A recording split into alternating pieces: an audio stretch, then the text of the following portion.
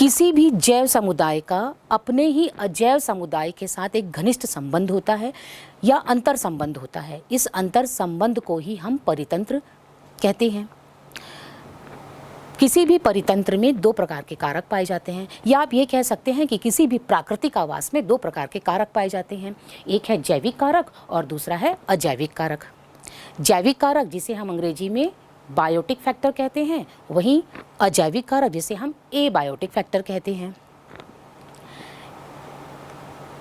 चलिए दोनों कारकों को एक एक करके हम देखते हैं। जैविक कारक बायोटिक फैक्टर, इसके अंतर्गत जितने भी सजीव, चाहे वो पेड़ पौधे हों चाहे वो जीव जंतु हों, सभी शामिल किए जाते हैं। वहीं एबायोटिक फैक्टर यानी अजैविक फैक्टर्स में जो निर्जीव होते हैं, जैसे हमारे आसपास निर्जीव वस्तुएं, जैसे कि हमने अभी थोड़ी देर पहले बात की, क्या है? नदी, तालाब, पहाड़, पत्थर, ताप, दाब, मृदा, ये सभी किस में आएंगे? अजैविक कारक में आएंगे। ये सब अजैविक कारक होते हैं। सजीव कारक यानी बायोटिक फैक्टर्स को पुनः पोषण के आधार पर तीन भागों में बांटा गया है: उत्पादक, उपभोक्ता और अपघटक। उत्पादक जिसे अंग्रेजी में प्रोड्यूसर कहा जाता है, उपभोक्ता जिसे कंज्यूमर कहा जाता है, और अपघटक जिसे अंग्रेजी में डीकम्पोजर कहा जाता है। चलिए आइए एक एक करके देखते हैं कि ये क्या है। उत्पादक, हमारे आसपास भोज्य पदार्थों का निर्माण करने वाले कौन हैं? ये आप भली भांति जानते हैं। जी हाँ, हमारे आसपास भोज्य पदार्थों का निर्माण करने वाले हरे पेड़ पौधे हैं। अब ये हरे पेड़ पौधे भोज्य पदार्थों का निर्माण क्यों करते हैं? क्योंकि इन हरे पेड़ पौधों में हरे रंग का एक वर्णक पाया जाता है जिसे हम क्लोरोफिल कहते हैं। पर्णहरिम इसका एक दूसरा नाम है। क्लोरोफिल पर्णहरिम की उपस्थिति में ये पेड़ पौधे सूर्य के प्रकाश को रासायनिक ऊर्जा में क्या करते हैं? बदलते हैं। यानी हम ये कह सकते हैं कि जो हरे पेड़ पौधे हैं वो सूर्य के प्रकाश की उपस्थिति में क्लोरोफिल की सहायता से सौर ऊर्जा को रासायनिक ऊर्जा में बदलते हैं और भोज्य पदार्थों का निर्माण करते हैं। चूँकि पेड़ पौधे भोज्य पदार्थों का निर्माण स्वयं करते हैं, इसलिए इसे हम स्वपोषी भी कहते हैं या आत्मपोषी भी कहते हैं। यानी हमारे संपूर्ण परितंत्र में या पर्यावरण में उत्पादक केवल और केवल कौन है? पेड़ पौधे हैं। इन पेड़ पौधों के अलावा एक और उत्पादक की भूमिका निभाता है, वह है शैवाल, वो भी हरे रंग की। इन शैवालों को, जिनमें हरा रंग पाया जाता है, उन्हें भी उत्पादक की श्रेणी में रखा गया है क्योंकि इनमें भी क्लोरोफिल की उपस्थिति होती है। और इस शैवाल से तो आप भली भांति परिचित हैं। बायोटिक फैक्टर का दूसरा प्रकार है उपभोक्ता, उपभोग करने वाले, जिसे अंग्रेजी में कंज्यूमर कहा जाता है। उत्पादक यानी पेड़ पौधों के द्वारा जो भोज्य पदार्थ का निर्माण किया गया, उसका उपभोग जो भी जीव करेंगे वो उपभोक्ता की श्रेणी में आएंगे। यानी उपभोक्ता वो जीव होते हैं जो अपने भोजन के लिए दूसरों पर निर्भर करते हैं। यानी ये कैसे होते हैं? परपोषी होते हैं। परपोषी यानी अपने पोषण के लिए दूसरों पर आश्रित रहना। कहीं ना कहीं प्रत्यक्ष या अप्रत्यक्ष रूप से ये उपभोक्ता जो होते हैं वो अपने भोजन के लिए उत्पादक पर निर्भर करते हैं।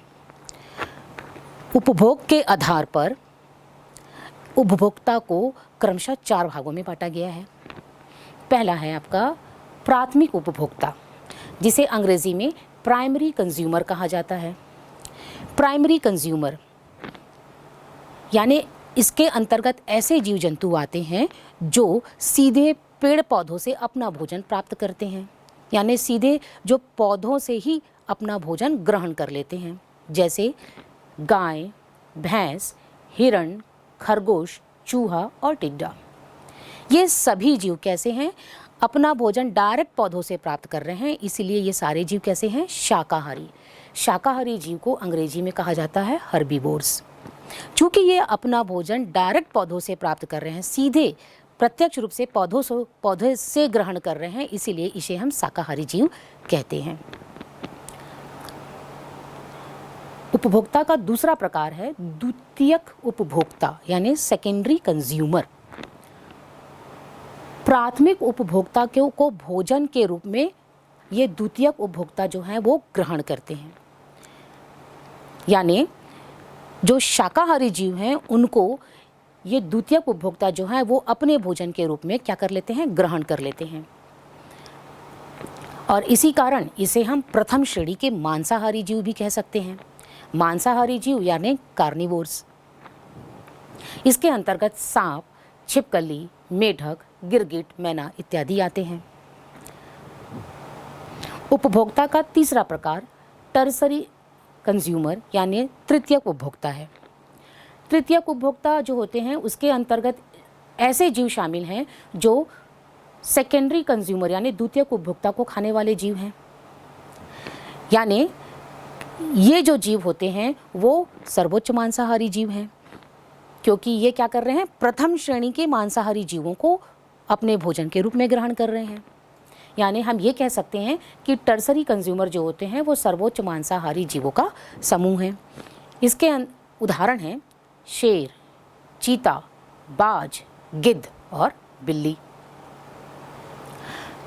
उपभोक्ता का चौथा प्रकार जिसे हम सर्वाहारी भी कह सकते हैं, सर्वाहारी को अंग्रेजी में कहा जाता है ओमनीवोर्स।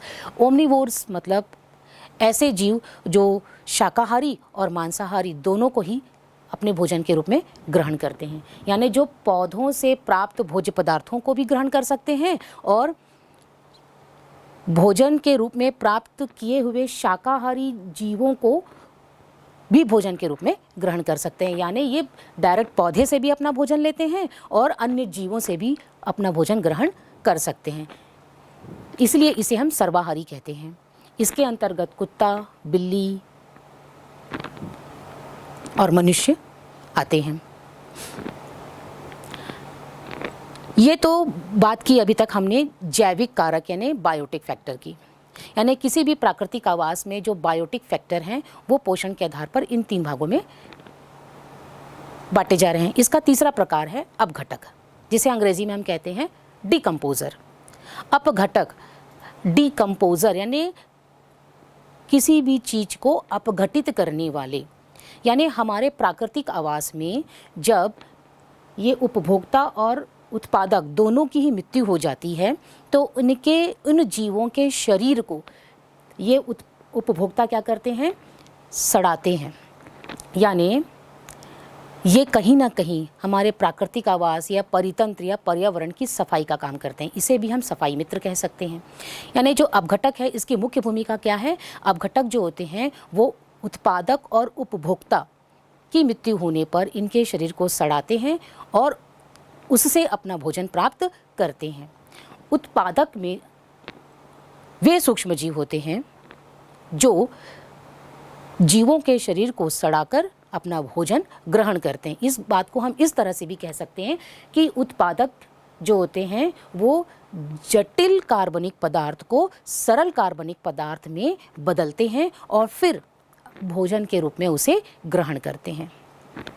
इसके अंतर्गत कवक और जीवाणु शामिल हैं। अपघटक पर्यावरण को साफ सुथरा रखने में या किसी भी जीव के प्राकृतिक वास को साफ सुथरा रखने में बहुत महत्वपूर्ण भूमिका निभाते हैं।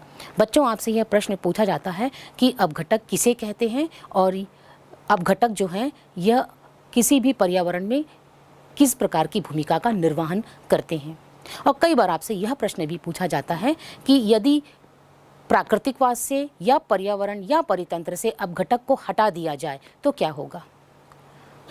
आप खुद सोचिए, अगर हम अपघटक को हटा देते हैं या किसी भी परितंत्र या प्राकृतिक आवास में अपघटक को हटा दिया जाए तो अपघटक के हटने से जितने भी जीव जंतुओं के जो मृत शरीर हैं वो सड़ेंगे नहीं, यानी वहाँ पर सफाई नहीं होगी और सभी जीव क्या होंगे, वैसे की वैसे बने रहेंगे।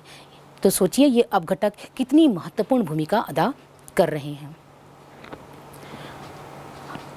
प्राकृतिक आवास का जो दूसरा मुख्य कारक है वह है अजैविक कारक, जिसे हम अंग्रेजी में एबायोटिक फैक्टर कहते हैं।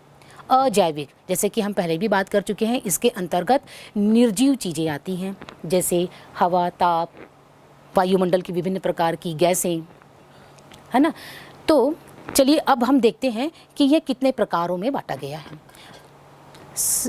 अजैविक कारक भी 3 भागों में बांटा गया है, अकार्बनिक पदार्थ, कार्बनिक और जलवायवी।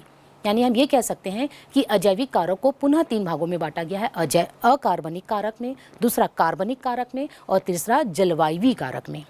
अकार्बनिक कारक, जिसे हम अंग्रेजी में इनऑर्गेनिक फैक्टर्स भी कह सकते हैं, इसके अंतर्गत मृदा, फास्फोरस, गंधक, लोहा, पोटेशियम, कैल्शियम, मैग्नीशियम, लवण, पानी और हमारे वायुमंडल में उपस्थित विभिन्न प्रकार की गैसें जैसे ऑक्सीजन, कार्बन डाइऑक्साइड, नाइट्रोजन इत्यादि इसमें शामिल हैं। इन सभी का हमारे वातावरण में चक्रण चलता रहता है और चक्रण चलने के कारण ये पुनः क्या हो जाते हैं, मृदा और मिट्टी को प्राप्त हो जाते हैं। एबायोटिक फैक्टर का दूसरा जो घटक है वह है ऑर्गेनिक सब्सटेंस यानी कार्बनिक घटक। कार्बनिक घटक के अंतर्गत कार्बोहाइड्रेट, प्रोटीन, वसा, लिपिड इत्यादि आते हैं। एक बात जो हमें यहाँ पर ध्यान देनी है वह यह है कि ये जो अकार्बनिक पदार्थ यानी जो इनऑर्गेनिक फैक्टर्स जो होते हैं वो जब जैविक कारक में प्रवेश करते हैं तो ये जैविक कारक में प्रवेश करके कार्बनिक पदार्थों में बदल जाते हैं और कार्बनिक पदार्थों का निर्माण हो जाता है। यानी ये अकार्बनिक पदार्थ जैविक कारक के शरीर में प्रवेश करने के पश्चात कार्बनिक पदार्थ में बदल जाते हैं और उस जीव की मृत्यु होने के पश्चात यह पुनः मृदा में चले जाते हैं या पेड़ पौधों को प्राप्त हो जाते हैं। यानी एक तरह से यह चक्रण चलता रहता है। अजैविक कारक का तीसरा प्रकार है जलवायवी कारक, जिसे अंग्रेजी में हम कह सकते हैं क्लाइमेटिक फैक्टर्स। क्लाइमेट यानी हमारे जलवायु से संबंधित कारक। तो जलवायु से संबंधित कारक कौन कौन से हैं? तो है वायु, ताप, दाब, प्रकाश, मिट्टी, नमी और सूर्य। हम सभी जानते हैं कि हमारे पूरे पर्यावरण में जो सूर्य है वो ऊर्जा का मुख्य स्रोत है। तो ये सभी जलवायु कारक के उदाहरण हैं। इन कारकों का यानी इन अजैविक कारकों का प्रभाव कहीं ना कहीं जैविक कारकों पर पड़ता है। इसके पूर्व भी हम देख चुके कि किस तरह से कुटुमसर की गुफा में पाई जाने वाली कानी मछली जो कि जैविक कारक का उदाहरण है, पर अजैविक कारक यानी वहाँ पर चूनायुक्त पानी, चूनायुक्त दीवारें, पानी, शंकु के आकार की संरचनाएं, वहाँ का ताप, वहाँ का दाब, ये सभी किस प्रकार से उस कानी मछली को प्रभावित कर रही थी। यानी हम ये कह सकते हैं कि किसी भी प्राकृतिक आवास के जो जैविक कारक होते हैं वो अजैविक कारक के द्वारा नियंत्रित किए जाते हैं या उससे प्रभावित होते हैं। या इसको इस तरह से भी कहा जा सकता है कि अजैविक कारक जो होते हैं वो जैविक कारक को प्रभावित करते हैं, नियंत्रित करते हैं और इन दोनों के बीच में एक संबंध पाया जाता है जिसे हम अंतर संबंध कहते हैं। किसी भी प्राकृतिक आवास में जो सजीव घटक हैं उनको 3 भागों में बांटा गया पोषण के आधार पर, उत्पादक, उपभोक्ता और अपघटक। इससे पहले भी हमने देखा कि जो कानी मछलियां हैं वो अपमार्जक की भूमिका निभाती हैं। तो ये अपघटक और अपमार्जक क्या दोनों एक ही हैं या इन दोनों में कुछ अंतर है?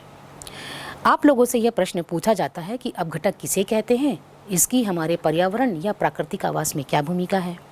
वहीं अपमार्जक किसे कहते हैं, इसकी हमारे पर्यावरण या प्राकृतिक आवास में क्या भूमिका है। तो बच्चों, अपमार्जक और अपघटक दोनों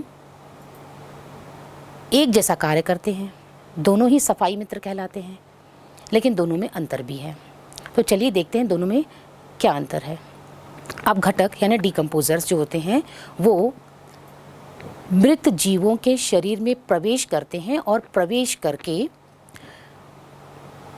जटिल कार्बनिक पदार्थ को सरल कार्बनिक पदार्थ में तोड़ते हैं और फिर अपना भोजन ग्रहण करते हैं। यानी ये मृत जीवों के शरीर में प्रवेश कर कॉम्प्लेक्स फॉर्म को सिंपलर फॉर्म में कन्वर्ट करते हैं और फिर वहाँ से अपना भोजन ग्रहण करते हैं। ये सूक्ष्म जीव होते हैं जिसके अंतर्गत कवक और जीवाणु आते हैं। यानी हम ये कह सकते हैं कि ऐसे सूक्ष्म जीव जो मृत जीवों के शरीर से अपना भोजन ग्रहण करते हैं उसे हम अपघटक कहते हैं। लेकिन मृत जीवों के शरीर से कैसे ग्रहण करते हैं? तो जटिल कार्बनिक पदार्थ को सरल कार्बनिक पदार्थ के रूप में बदलते हैं और फिर भोजन का ग्रहण करते हैं, उसे हम अपघटक कहते हैं। वहीं अपमार्जक, जिसे अंग्रेजी में स्कैवेंजर कहा जाता है, आपने देखा होगा कौवा, ये डायरेक्ट मृत शरीर से को भोजन के रूप में ग्रहण करते हैं। अभी थोड़ी देर पहले हमने उदाहरण देखा कानी मछली का। कानी मछली जो है वह भी अपमार्जक की भूमिका निभा रही है अपने प्राकृतिक आवास यानी कुटुम्बसर की गुफा में। यानी कौवा और कानी मछली दोनों क्या कार्य कर रहे हैं? ये मृत शरीर को डायरेक्ट यानी प्रत्यक्ष रूप से अपने भोजन के रूप में ग्रहण करते हैं। यानी भोजन के रूप में ये मृत शरीर को डायरेक्ट ग्रहण कर लेते हैं, प्रत्यक्ष रूप से ग्रहण कर लेते हैं। ये अपमार्जक है। यानी एक अंतर यहाँ पर यह है कि अपमार्जक जो होते हैं मृत शरीर को प्रत्यक्ष रूप से भोजन के रूप में ग्रहण करते हैं, जबकि अपघटक जो होते हैं वो क्या करते हैं? मृत शरीर में प्रवेश करके जटिल कार्बनिक पदार्थ को सरल कार्बनिक पदार्थ में बदलते हैं और फिर वहाँ से भोज्य पदार्थों को ग्रहण करते हैं। हम मनुष्यों पर ताप, दाब, मृदा, नमी, पहाड़, चट्टान, इन सभी का प्रभाव पड़ता है। ये सभी भौतिक कारक कहलाते हैं जिसे हम अजैविक घटक कहते हैं और मनुष्य जैविक घटक का एक उदाहरण है। यानी हम ये कह सकते हैं कि भौतिक कारक यानी अजैविक घटकों का कहीं ना कहीं जैविक घटक पर प्रभाव पड़ता है। यानी किसी भी पर्यावरण या प्राकृतिक वास के जैविक और अजैविक घटक परस्पर अंतर संबंधित होते हैं। इस बात को समझने के लिए बच्चों आप एक क्रियाकलाप करें। यह क्रियाकलाप आपको स्वयं से घर में करना है। इस क्रियाकलाप को करने के लिए आपको एक तालिका का निर्माण करना है। ये जो तालिका है वह इस आधार पर आप बनाएंगे कि वस्तु और वह किससे बनी हुई है और वह वस्तु की प्राप्ति का स्रोत क्या है। बच्चों, हम सुबह से उठकर रात को सोते तक विभिन्न प्रकार के कार्यों को करते हैं। जैसे हम सांस लेते हैं, सांस लेने के लिए हम ऑक्सीजन गैस का उपयोग करते हैं और ऑक्सीजन गैस कहाँ से मिलती है? पेड़ पौधों से। ये इस बात से तो आप भली भांति परिचित हैं। वहीं हम टूथब्रश का उपयोग करते हैं। टूथब्रश किससे बना हुआ है? प्लास्टिक से। और ये प्लास्टिक किससे प्राप्त होता है? तो पेट्रोलियम पदार्थों से। इसी तरह से आप किताबें और कॉपियों का उपयोग करते हैं। किताब और कॉपियाँ कागज़ से बनी हुई हैं और ये कागज़ पेड़ पौधों से प्राप्त होते हैं। पेन का उपयोग करते हैं आप, और पेन जो है वो प्लास्टिक यानी पेट्रोलियम पदार्थों से बना हुआ है। तो इस प्रकार से विभिन्न कार्यों की सूची का निर्माण आप करेंगे और कार्यों की सूची का निर्माण कर उस कार्य को करने के लिए कौन कौन से वस्तुओं का आप उपयोग कर रहे हैं वह भी सूची में दर्ज करेंगे। साथ ही साथ आप यह भी देखेंगे कि उस वस्तु के निर्माण के लिए किस पदार्थ की आवश्यकता होती है, यह वह वस्तु कहाँ से प्राप्त होती है। इस क्रियाकलाप को करने के दौरान आप इस बात को समझ जाएंगे कि पर्यावरण में जैविक और अजैविक घटक जो होते हैं वो परस्पर संबंधित हैं। इन सारणी को देखकर आप यह आसानी से बता पाएंगे कि हम मनुष्यों का जो जीवन है यानी हमारा जो जीवन है वो कहीं ना कहीं बहुत सारे जीवों पर भी निर्भर करता है और बहुत सारे अजैविक कारकों पर भी निर्भर करता है। यानी हम अपना जीवन यापन करने के लिए इन जैविक और अजैविक कारकों पर निर्भर करते हैं और यही निर्भरता जो होती है वह एक प्रकार का संबंध स्थापित करती है। इसी संबंध को हम अंतर संबंध कहते हैं। प्राकृतवास एवं पर्यावरण के घटकों के मध्य अंतर संबंध, the interrelationship between natural component in a habitat. आइए हम अपने प्राकृतवास और पर्यावरण के सजीव निर्जीव घटकों के मध्य अंतर संबंध को जानें। क्रियाकलाप 1। आप सुबह सोकर उठने के बाद से रात में सोने तक अपनी दिनचर्या को कुछ समय तक सोचें और एक दिन में आपके द्वारा उपयोग में लाई गई आवश्यक वस्तुओं की सूची बनाएं। सूची में आपके सांस लेने के लिए आवश्यक हवा, उपयोग में लाया गया टूथब्रश, पानी, दूध या चाय जो आप पीते हैं आदि सभी चीजों को शामिल करें। अब इस सूची की वस्तुओं के सामने उनकी प्राप्ति के स्रोत लिखें। जैसे आपके कपड़े यदि सूत से बने हैं तो सूत कपास के पौधों से प्राप्त होता है, और आपकी चप्पल यदि प्लास्टिक से बनी है तो प्लास्टिक पेट्रोलियम पदार्थ से प्राप्त होता है। दिखाई गई सारणी एक दिन की दिनचर्या के आधार पर बनाई गई है। यदि हम इसे एक सप्ताह, एक माह, एक वर्ष अथवा पूरे जीवन काल के लिए बनाते हैं तो अन्य सजीव और निर्जीव घटकों पर हमारी अंतर्निर्भरता स्पष्ट रूप से दिखाई देगी। हमारे लिए अनिवार्य अजैविक घटक कौन कौन से हैं? ऐसे जैविक घटक कौन कौन से हैं जिनके बिना हमारा जीवन असंभव है? अब आपको यह एहसास हुआ होगा कि हम कई जीवों से संबंध रखते हैं, कुछ बहुत जरूरी, कुछ कम महत्वपूर्ण। ऐसे ही सभी का जीवन विभिन्न जीवों पर निर्भर है, अर्थात सभी जीवों के मध्य अंतर संबंध है, चाहे वह आप हो या गुलाब, शेर हो या फफूंद। प्रत्येक जीव किसी न किसी समुदाय का हिस्सा है। वह अन्य सजीव व निर्जीव घटकों से जुड़ा है। इस क्रियाकलाप को करने के पश्चात बच्चों, आप ये समझ चुके हैं कि हमें अपना जीवन जीने के लिए कौन कौन से अनिवार्य जैविक घटक की आवश्यकता होती है। यानी हमें अपना जीवन यापन करने के लिए अनिवार्य जैविक घटक पेड़ पौधों पर निर्भर रहना होता है। इसी तरह से हमारे आसपास बहुत सारे अजैविक घटक भी हैं, और ये अजैविक घटक जो हैं मृदा, फास्फोरस, आयरन, कैल्शियम, मैग्नीशियम इत्यादि हैं, जो हमारे लिए अनिवार्य जैविक घटक के उदाहरण हैं। जिस तरह से पर्यावरण के सजीव और निर्जीव घटक आपस में संबंधित होते हैं, उसी तरह से किसी भी पर्यावरण के सजीव घटक यानी एक जीव दूसरे जीव से भी परस्पर संबंधित होता है। इस बात को कैसे जानेंगे? इस बात को जानने के लिए हम एक उदाहरण लेते हैं। छत्तीसगढ़ राज्य का राजकीय पशु कौन है? वन भैंसा है। वन भैंसा आपने देखा ही होगा। देखिए वन भैंसा, ये जो वन भैंसा है ये कहाँ रहता है? तो ये दलदली स्थानों पर, ये नदी के किनारों पर रहता है, और साथ ही साथ यह घास या अन्य पेड़ पौधों को भोजन के रूप में ग्रहण करता है।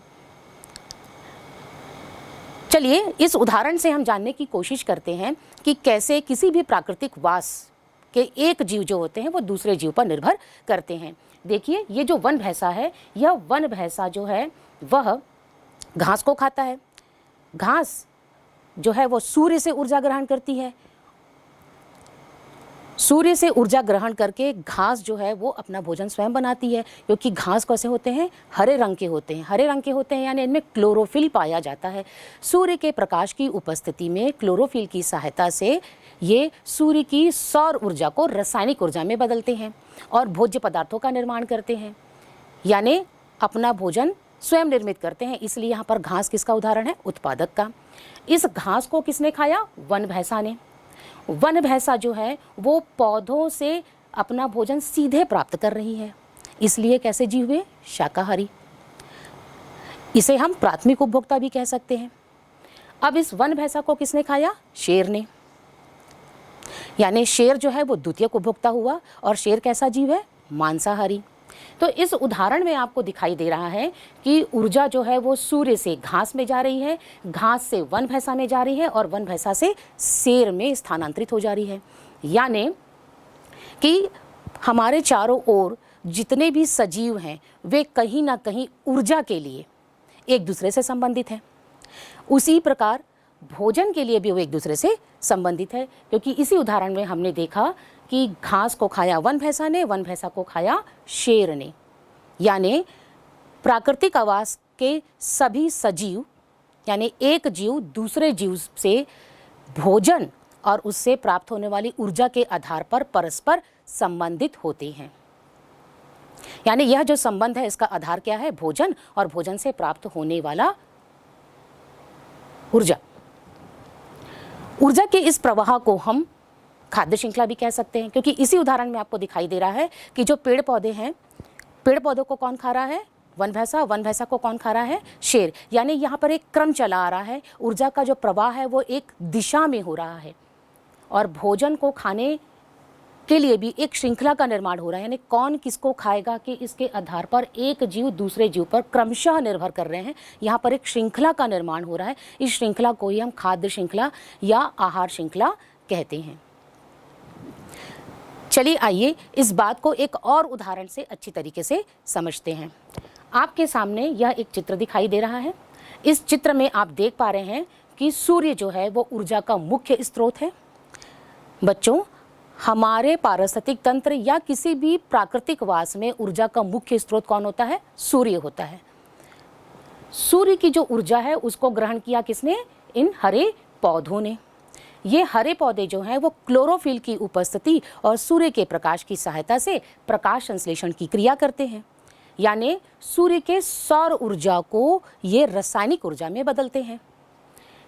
चूंकि पेड़ पौधे अपना भोजन स्वयं निर्मित कर रहे हैं, इसलिए ये उत्पादक कहलाते हैं। आपसे यह पूछा जाता है कि उत्पादक का उदाहरण लिखिए। बच्चों, उत्पादक हरे पेड़ पौधे होते हैं। देखिए, अब इन हरे पेड़ पौधों को खाया किसने? टिड्डे ने। टिड्डा अपना भोजन इन पौधों से डायरेक्ट ले रहा है, यानी सीधे उन पौधों को खा रहा है। चूंकि ये पौधों को सीधे खा रहा है, इसलिए शाकाहारी है। शाकाहारी मतलब ये प्राथमिक उपभोक्ता की श्रेणी में आएंगे। प्राथमिक उपभोक्ता को अब किसने खाया? मेढक ने। यानी आप यहाँ देख रहे हैं टिड्डे को किसने खाया? मेढक ने। मेढक जो है यहाँ पर क्या हो गया? द्वितीयक उपभोक्ता।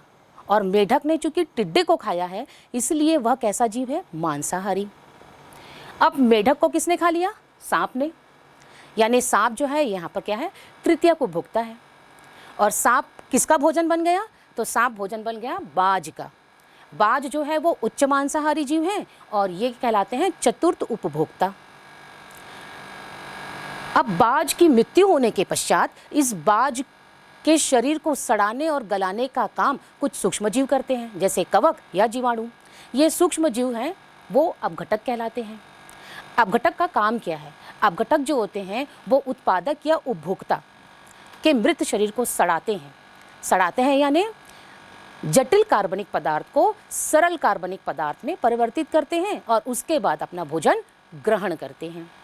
तो इस चित्र में आपको दिखाई दे रहा है बच्चों कि किस प्रकार एक जीव दूसरे जीव पर अपने भोजन के लिए निर्भर करता है, या इसको ऐसे भी कह सकते हैं कि जो जीव होते हैं वो अपने भोजन के लिए या ऊर्जा की प्राप्ति के लिए एक दूसरे पर क्रमशः निर्भर करते हैं। यहाँ पर हरे पेड़ पौधों को खाया टिड्डे ने, टिड्डे को खाया मेढक ने, मेढक को सांप ने और सांप को बाज ने, और बाज की मृत्यु के पश्चात उसके शरीर का अपघटन किया अपघटक ने। यहाँ ये क्रम चलता हुआ आपको दिखाई दे रहा है। एक क्रम, एक श्रृंखला बनी हुई है, इसीलिए इसे हम क्या कहेंगे? आहार श्रृंखला या खाद्य श्रृंखला। यानी खाद्य श्रृंखला क्या है? वह श्रृंखला जिसमें जीव एक दूसरे से संबंधित होते हैं भोजन और ऊर्जा की प्राप्ति के लिए। भोजन और ऊर्जा की प्राप्ति के आधार पर श्रृंखलाएं जो होती हैं वो अलग अलग प्रकार की होती है। जो श्रृंखला अभी हमने देखी, ये जो श्रृंखला थी वो घास या स्थलीय क्षेत्रों में पाई जाने वाली थी, पर हमारे आसपास तो कुछ ऐसे भी जीव पाए जाते हैं जो पानी में रहते हैं, जैसे मछली, कीड़े मकोड़े।